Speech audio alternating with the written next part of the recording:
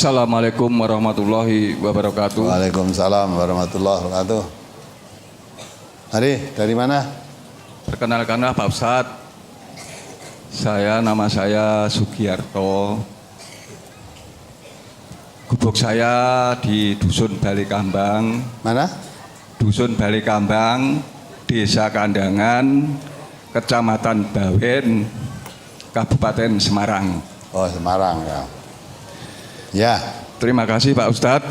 Di sini saya tidak akan bertanya, cuma saya ingin mohon izin untuk diri saya ini untuk diizinkan untuk ikut ngaji di sini. Nah, sudah izin, sudah boleh itu. Terima kasih. Belum izinnya aja sudah tak boleh kan? Dan tak pernah kami bayangkan Pak Ustadz, ya, saya bisa berdiri di majelis yang berbahagia ini karena apa? Yaitu gara-gara saya mendengarkan kata-kata yang negatif di luaran sana, dan akhirnya saya juga mendengarkan radio, dan setelah itu saya juga tidak langsung percaya. Saya orang bodoh, tentunya saya juga tidak mau ketinggalan. Terus akhirnya saya memberanikan diri mencari di mana sumbernya. Saya alhamdulillah sebelum Ramadan kemarin saya sudah datang ke sini 2 minggu berturut-turut. Tetapi yang perlu saya sampaikan di sini Pak, agak kecewa. Di waktu itu sakit dalam hati saya. Waktu itu pernah ada seorang saudara menyampaikan bahwa ada seorang perokok sudah ngaji kok masih merokok. Nah, waktu itu saya ingat Pak itu Pak, padahal saya itu perokok berat. Bahkan cinta saya dengan rokok melebihi cinta saya dengan anak istri saya Pak. Iya, banyak. Betul tunggale. Pak. Artinya yang seperti Bapak ini banyak tunggale. Iya. Bahkan dengan alasan kesehatan pun tidak pernah saya pedulikan. Tidak mempan ya. Tapi dengan saya mendengar tausiah, melihat sendiri kajian Al-Quran itu ada ayat yang artinya saya juga tidak hafal Pak, kurang lebihnya begini: belanjakan hartamu ke jalan Allah. Lah itu teringat di hati saya Pak. Ya. Terus akhirnya setelah saya pulang dari sini Ramadan saya pray nggak ke sini Pak. Betul, jujur Ramadan alhamdulillah saya puasa, tapi malamnya saya juga masih ngerokok Pak. Ya, boleh. Tapi saya selalu ingat bahwa membelanjakan harta yang bukan di jalan Allah itu adalah mubazir, boros, katanya temannya setan. Nah, itulah yang menjadi angan-angan saya, menjadi ingatan saya. Saya tidak mau berteman dengan setan Pak, jelas. Alhamdulillah ya. Tapi kenapa saya kok masih berat meninggalkan rokok? Tapi dengan Ramadan saya tidak ke sini, belum berani ke sini, jelas. Saya introspeksi Pak, saya masih merokok. Padahal misalnya saya dengarkan radio saja sambil ngerokok ya bisa. Enggak, misalnya ke sini saya juga enggak apa-apa, tapi saya introspeksi Pak, mawas diri. Lah, momen yang penting Ramadan itu saya ingat-ingat, saya lebaran hari raya harus berhenti merokok. Dan setelah saya sholat id Pak, pulang sholat id saya pulang duluan. Ilmu-ilmu yang pernah saya terima dari dengarkan radio atau mungkin sudah saya yang ada di brosur itu sedikit demi sedikit dari Al-Quran hadis, insya Allah sudah kami sesuaikan. Ya, alhamdulillah. Sudah kami amalkan. Terus kegiatan-kegiatan agama ibadah yang lain yang dulu-dulunya atau kebiasaan itu sudah saya lakukan, sedikit saya tinggalkan yang saya tidak pernah tahu tuntunannya. Terus ya. Itu apa salah apa tidak Pak itu Pak? Ya. Lah terus hari raya Idul Fitri saya pulang duluan karena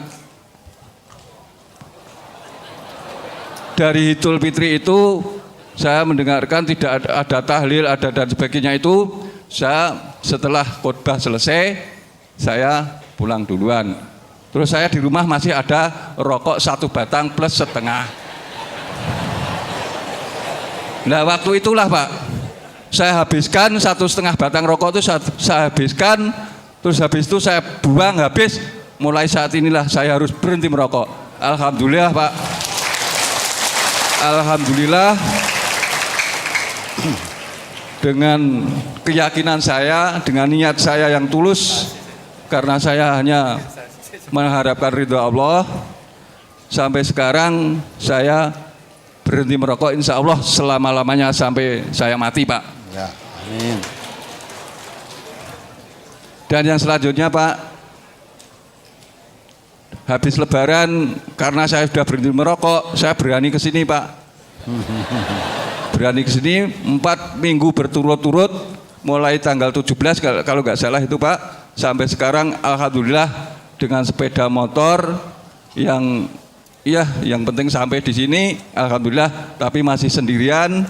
Saya datang ke sini Pak. Mudah-mudahan doakan saja semoga saya bisa ikut ngaji di sini, dan untuk saudara-saudaraku yang mungkin di sekitar Bawen sana, tolong saya ini juga kalau yang sudah datang duluan di sini, tolong saya itu juga dibimbing, dibina, diarahkan supaya jalan saya itu lurus.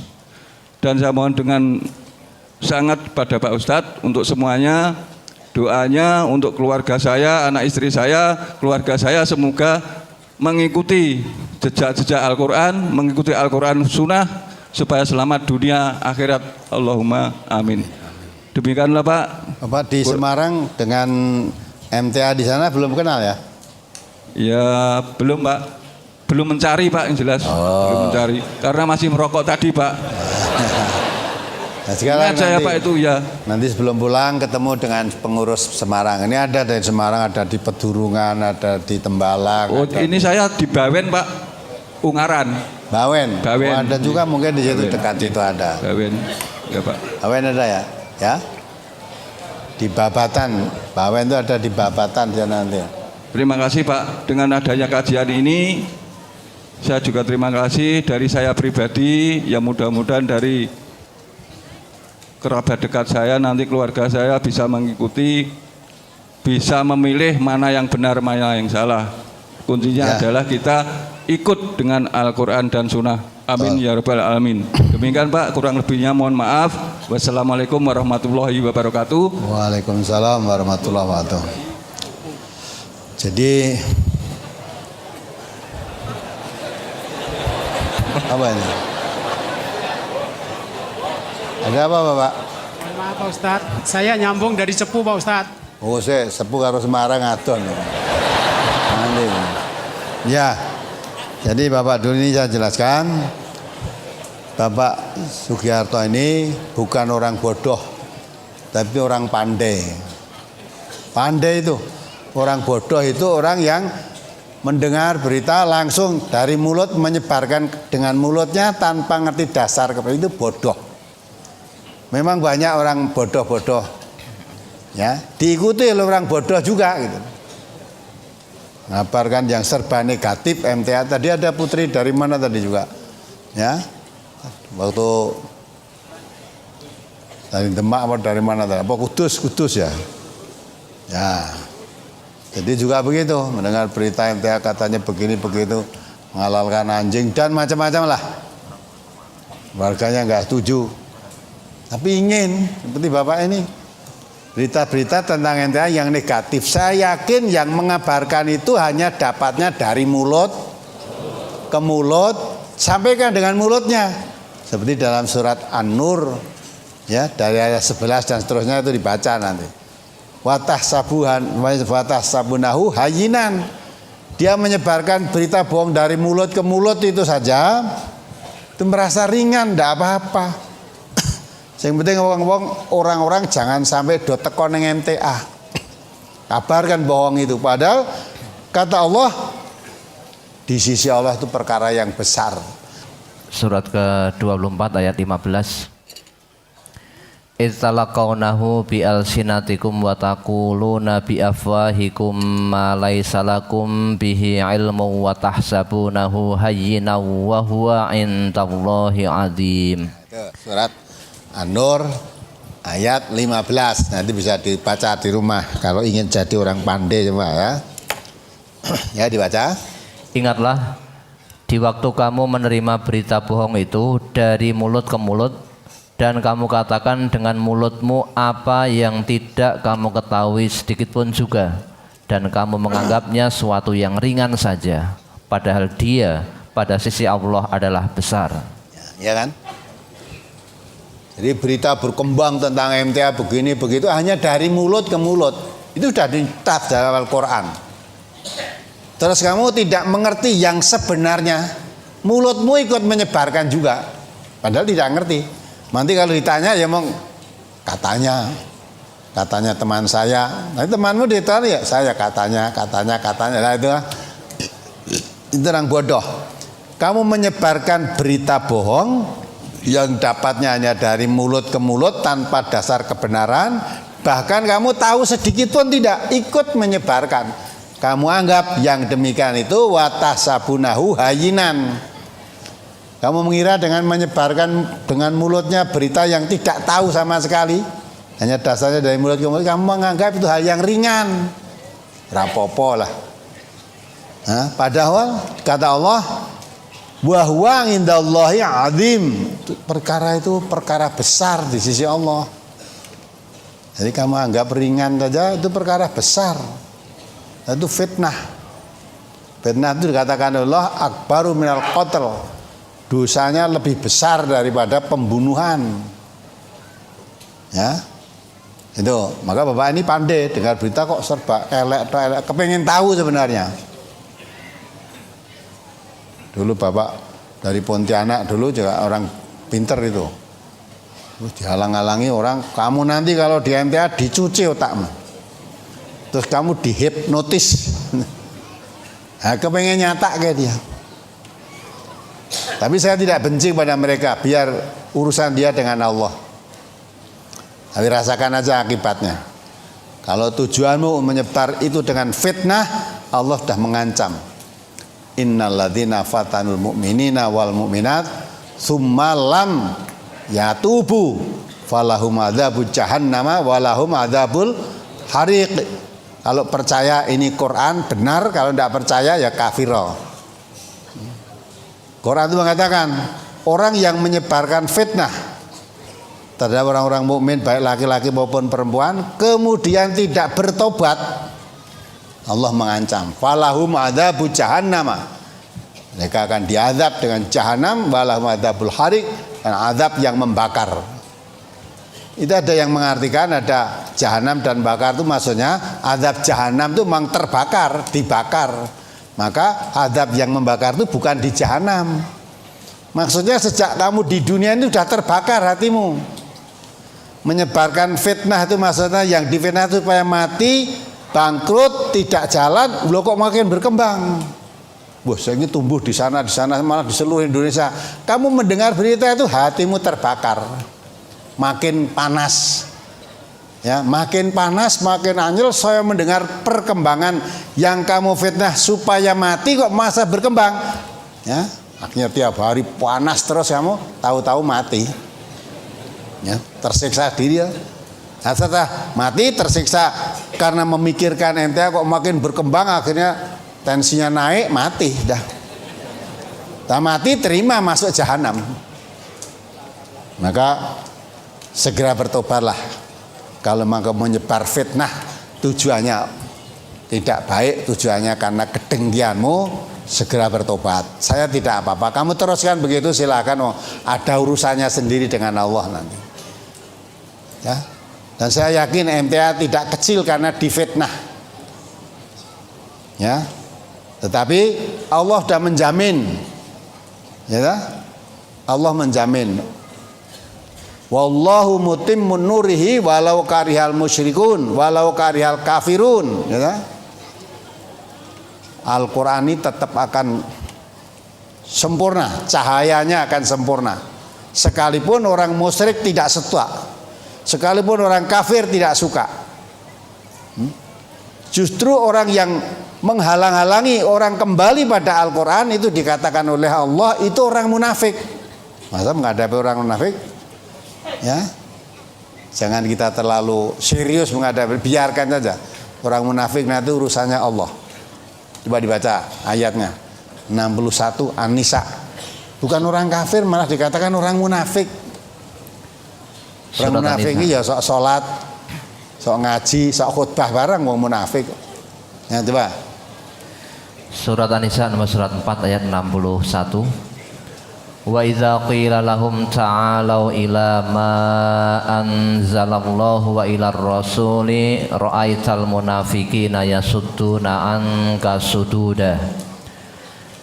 Apabila dikatakan kepada mereka, marilah kamu tunduk kepada hukum yang Allah telah turunkan dan kepada hukum Rasul, niscaya kamu lihat orang-orang munafik menghalangi manusia dengan sekuat-kuatnya dari mendekati kamu. Ya enggak? Kalau orang manggil, mari kita ikuti Allah, kita ikuti Rasul.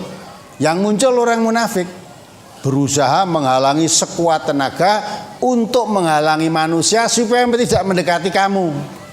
Kamu yang menyeru kepada orang untuk mengajak kembali pada Quran dan Sunnah tadi.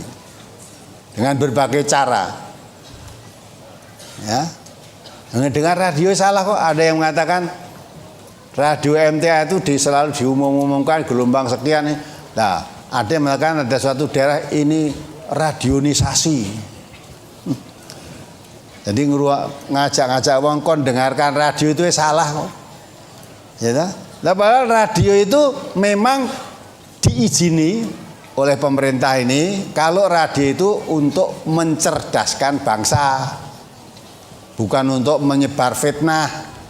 Dan radio kita sudah resmi diizini dari pemerintah, ya, sudah diuji kelayakan, sudah izini. Memang MTA radio kita pencerdasan bangsa, ya, tidak mudah ditipu, ya, ditipu terasa orang mudah mau dicerdaskan oleh Al-Quran itu. Terus membagi, aku itu juga salah. Ya. Dan tiap 17 Agustus memang kita anjurkan seluruh warga MTA seluruh Indonesia supaya membagi sembako kepada orang-orang yang kurang mampu di sekitar majelis.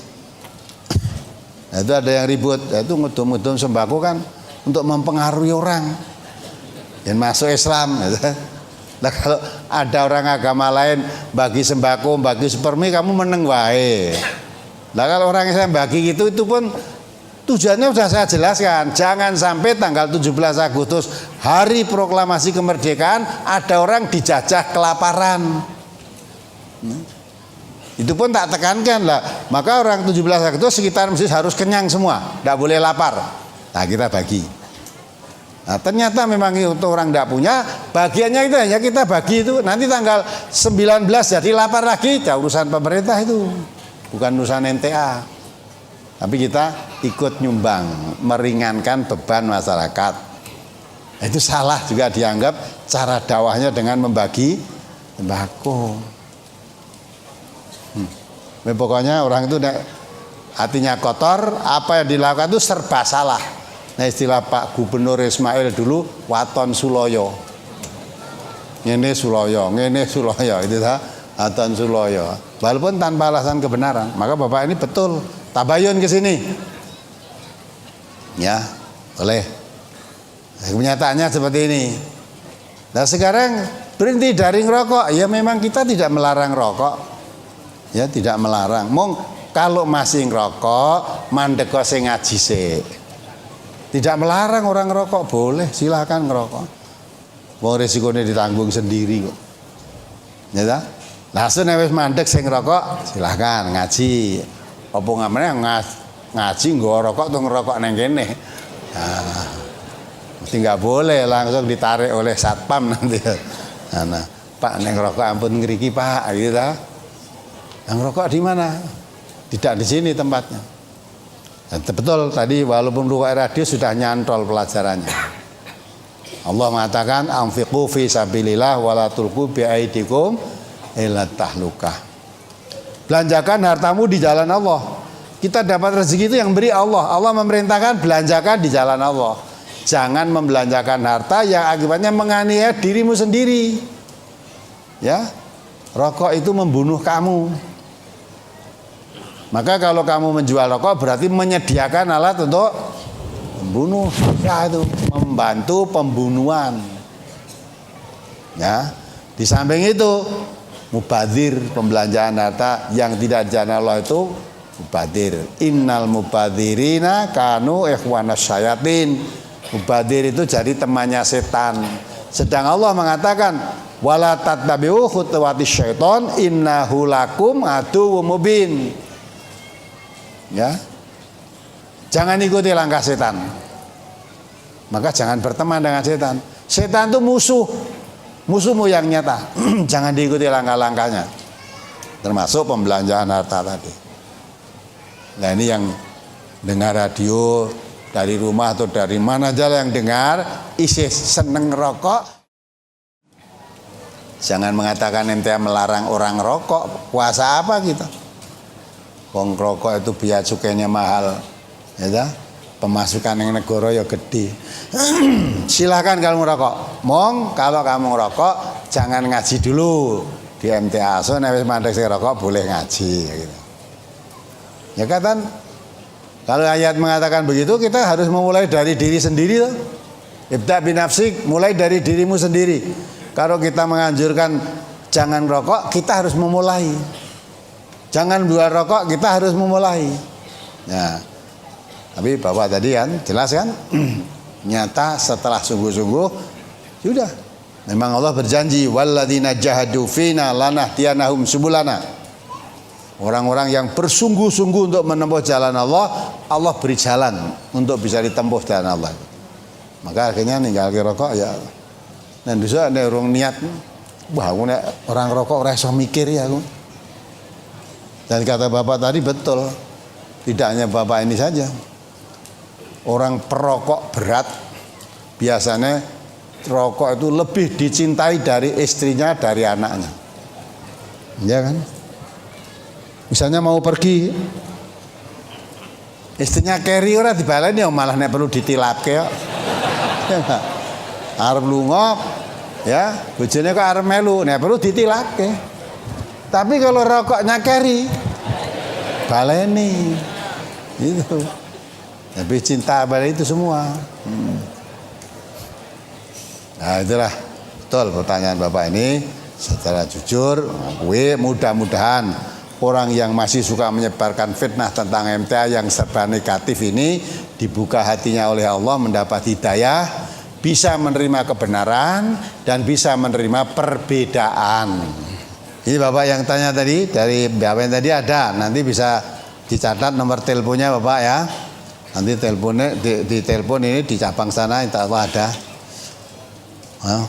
Nomor 087 832 527 113 087 832 527 113. Nah, nanti telepon pada yang pegang nomor telepon itu nanti akan dijawab. Ya, mari yang lain. Ayo cepat yang bertanya itu.